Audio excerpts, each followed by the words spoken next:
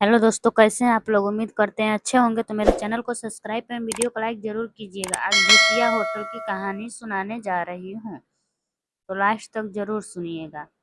एक छोटे से शहर में एक पुराना और विख्यात होटल था जिसका नाम मेहर महल था। यह होटल शहरीय क्षेत्रों से थोड़ा दूर शांत जंगल के पास स्थित था और अपने समय का सबसे आलीशान होटल हुआ करता था।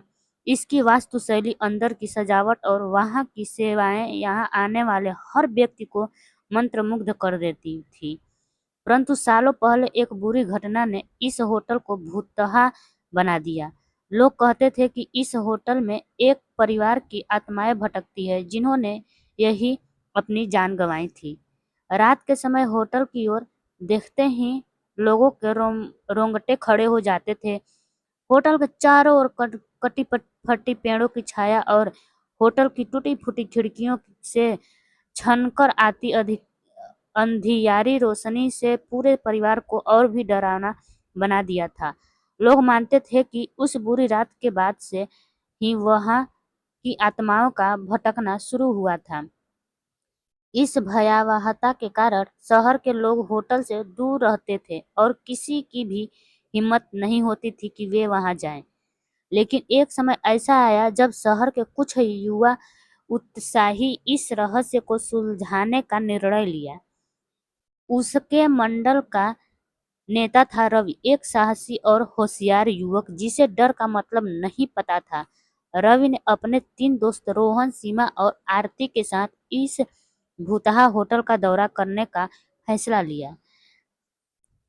उन्होंने तय किया कि वे उन घटनाओं की सच्चाई जानने के लिए होटल में एक रात बिताएंगे। जैसे ही वे होटल पहुंचे, अंधेरे छा रहा था और हवाओं का शोर सुनाई दे रहा था। होटल के बाहर का माहौल ही डराने वाला था, लेकिन रवि और उसके दोस्तों ने अपनी हिम्मत रखी और होटल के अंदर चले गए। होटल के अंदर का वातावरण बेहद रहस्यमय और भयानक था।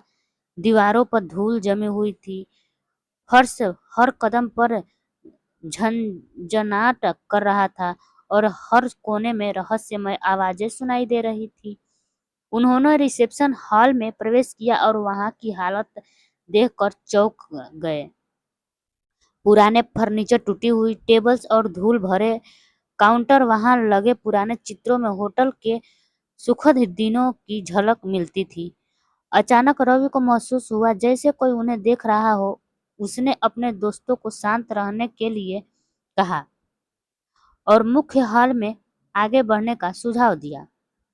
मुख्य हॉल में चलते समय उन्होंने देखा कि एक पुरानी लिफ्ट थी जो बंद हो चुकी थी और लिफ्ट के दरवाजे पर खून के धब्बे थे।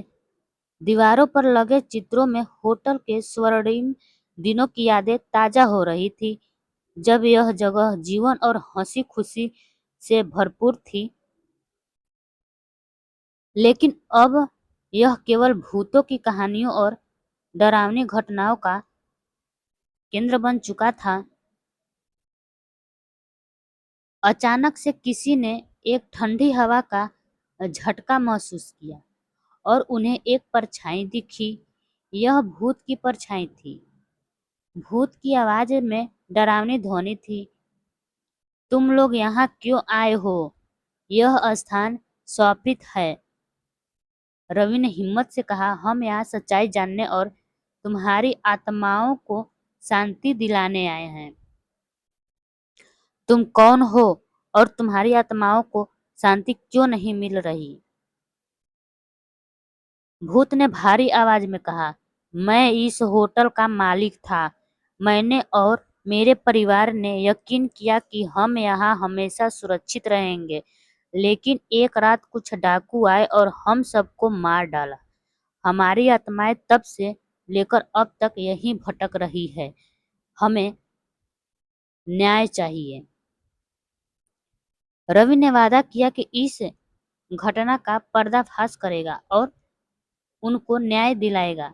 अगले दिन उन चारों दोस्तों ने शहर के लोगों को पूरी सच्चाई बताई और पुलिस को सबूत दिए। पुलिस ने जांच की और डाकुओं को गिरफ्तार कर लिया। जांच के दौरान उन्हें कई रहस्यमय तथ्य और सबूत मिले जिससे डाकुओं को सजा दिलाने में मदद मिली। पुलिस ने पुराने कागजात, खून के धब्बे और छुपे हुए गवाहों की तलाश की। पुलिस की जांच के बाद डाकुओं को पैसों के लालच में इन मासूम लोगों की हत्या करने का दोषी पाया गया। तब जाकर उन आत्माओं को शांति मिली और वे हमेशा के लिए मुक्त हो गई। अब मेहतर महल होटल फिर से खोल दिया गया और वहां कोई भी भूतिया घटना नहीं होती। होटल की पुरानी शान धीरे धीरे लौट आई और लोग फिर से वहां आने लगे। रवि और उसके दोस्तों की बहादुरी की हर जगह सराहना हुई और शहर के लोग अब इस होटल को देखकर डरते नहीं थे। रवि, रोहन, सीमा और आरती की यह कहानी साहस और सच्चाई के प्रति उनकी दृढ़ता के रूप में शहर में प्रसिद्ध हो गई। मेहतर महल अब न केवल एक आलीशान होटल था बल्कि एक ऐतिहासिक स्थान भी बन गया था। लोग इसे होटल की भूतिया कहानियों को सुनते और रवि और उसके दोस्तों की बहादुरी को सराहते। उन चारों दोस्तों को ऐसे मानना था कि उन्होंने न केवल एक रहस्य सुलझाया बल्कि एक परिवार को न्याय दिलाकर उसके आत्माओं को हमेशा के लिए मुक्त कर दिया। तो गाइस, मेरी कहानी कैसी लगी कमेंट बॉक्स में जरूर बताइएगा और मेरे चैनल को सब्सक्राइब एवं वीडियो को लाइक जरूर कीजिएगा। तब तक के लिए बाय बाय।